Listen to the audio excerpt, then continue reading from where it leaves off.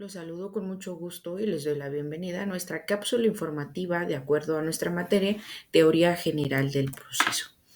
Hay que recordar aquellas acepciones concernientes, es decir, las conceptualizaciones que han generado dentro de nuestro diccionario jurídico, como lo es el de Rafael de Pina, donde nos recuerda las pautas importantes de lo que significa el derecho procesal, esta parte de la ramificación que consiste en lograr obtener el panorama completo de lo que significa estudiar la parte de la teoría general de los procesos.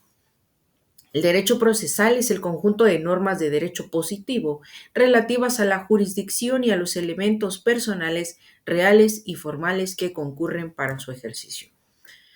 El proceso, vamos a conocerlo y recordarlo como el proceso conjunto de actos regulados por la ley y realizados con la finalidad de alcanzar la aplicación judicial del derecho objetivo y la satisfacción consiguiente del interés legalmente tutelado en el caso concreto, mediante una decisión del juez competente. Es decir, no seguimos soltando este elemento esencial en cuanto a la jurisdicción y competencia en un proceso. Ahora bien, la diferencia con el procedimiento. Este es el conjunto de formalidades o trámites que está sujeta a la realización de los actos jurídicos, civiles, procesales administrativos y legislativos. Constituye una garantía de una buena administración de la justicia. Como es menester que tengamos en cuenta ahora bien en la diferencia de proceso, procedimiento y juicio. Es decir, podemos definirla nosotros, encontrar alguna de sus características principales, teniendo en cuenta que el proceso es ese término genérico referido, llevado ante instrumento, órganos, ordenación básica a cada orden. El procedimiento es una forma externa en cada supuesto, es decir, tiene que ver los sujetos, el objeto, las materias y son distintos en cada orden.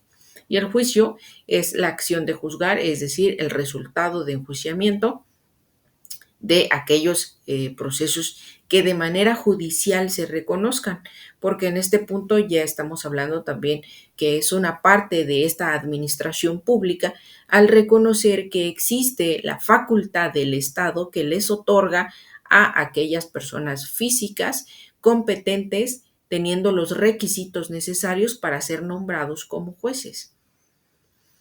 En el diccionario de Rafael de Pina, únicamente nos hace referencia que el juicio es sinónimo de un proceso.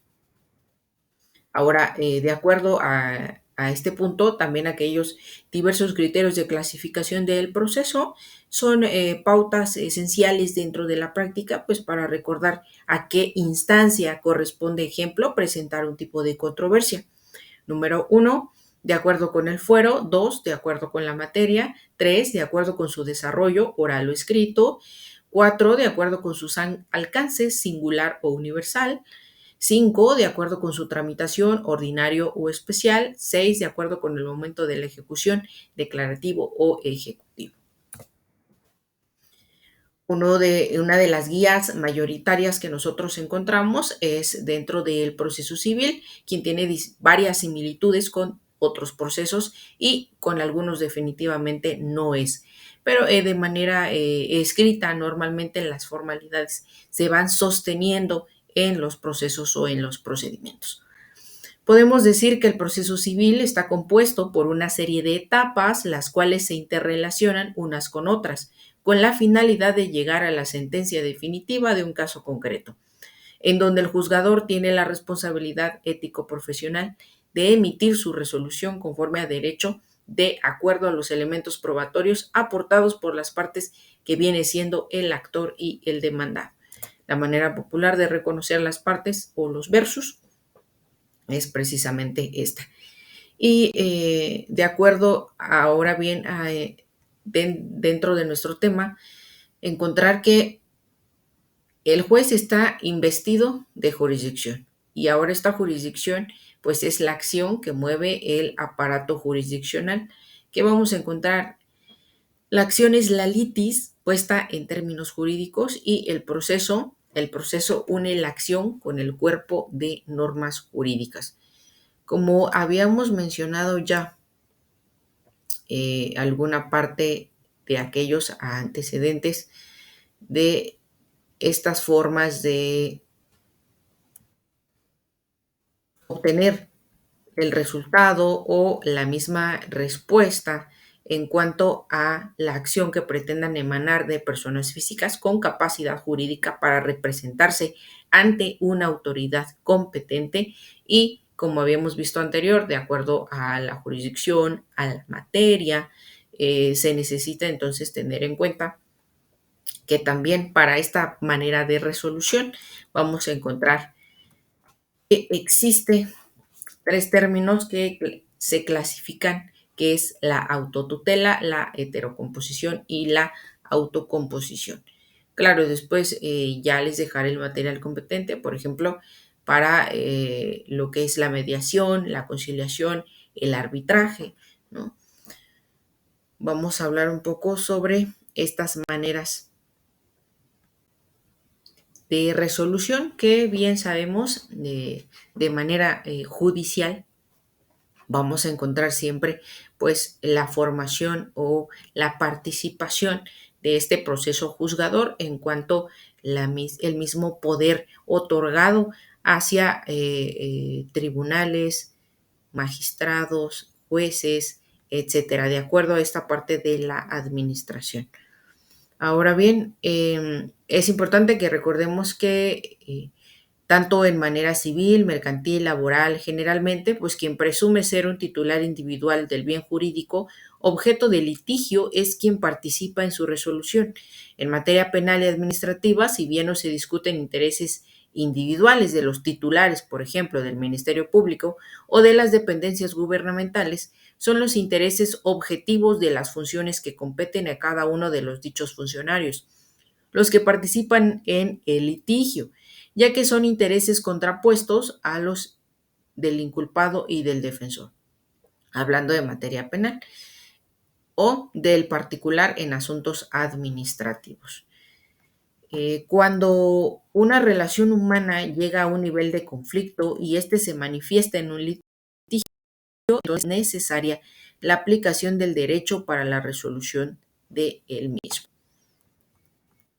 Por eso nosotros hablamos de este tipo de procedimientos y encontramos también que existe esta autodefensa o la autotutela, que consiste en la imposición de la pretensión propia en perjuicio de interés ajeno.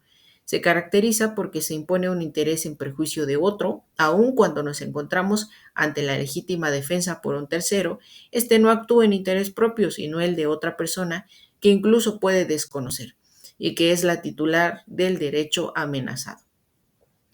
A la autodefensa se ha considerado una forma egoísta de resolver litigios, pues implica la imposición antes que la concesión proviene de una parte del conflicto, por lo que no es imparcial. Las manifestaciones de la autodefensa se han clasificado en unilaterales o bilaterales. Entre las primeras encontramos la participación del derecho marítimo y entre las segundas puede ser las guerras.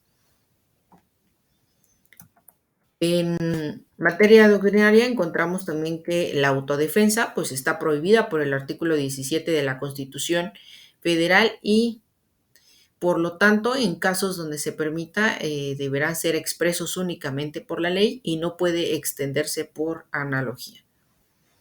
La autocomposición. La autocomposición se entiende como autocomposición, la renuncia del derecho propio en beneficio del interés ajeno. Al igual que en la autodefensa, sus manifestaciones pueden ser unilaterales o bilaterales, según provengan de ambas partes del litigio o de una de ellas. Como podemos ver, es una solución que proviene de la voluntad de una o de ambas partes. Las manifestaciones unilaterales de la autocomposición son el desistimiento, el allanamiento y el perdón u otorgar el perdón. Al contrario de lo que sucede, ejemplo, en las figuras unilaterales de la autocomposición, queda claro que la transición puede darse en forma independiente al proceso, pues porque no lo, digamos, no lo requiere. La autodefensa y la autocomposición tienen como característica afín que son formas de resolver una controversia que sin que un tercero decida el asunto.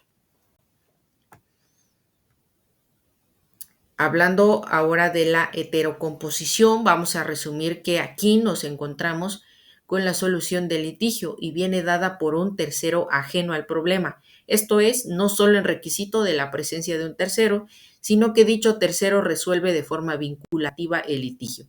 Tenemos como formas clásicas de la heterocomposición al arbitraje y al proceso judicial. En el primer caso citado nos encontramos ante un medio alternativo de resolución de conflictos y en el segundo ante la figura tradicional en la que el juez funcionario gubernamental decide la cuestión discutida. Así es como encontramos ahora estas figuras que realmente dentro del proceso se han llevado a cabo de acuerdo a nuestro sistema jurídico mexicano, que por supuesto está relacionado también con la protección y el resguardo de aquellos derechos fundamentales, garantizar también la seguridad jurídica y por supuesto respetar y al mismo tiempo reconocer, resguardar aquellos derechos humanos que estén concernientes o que estén dentro de cualquier tipo de proceso. Recordemos que uno de sus principios es ser universales, por lo tanto estarán presentes en cualquier materia. Muchas gracias por su atención.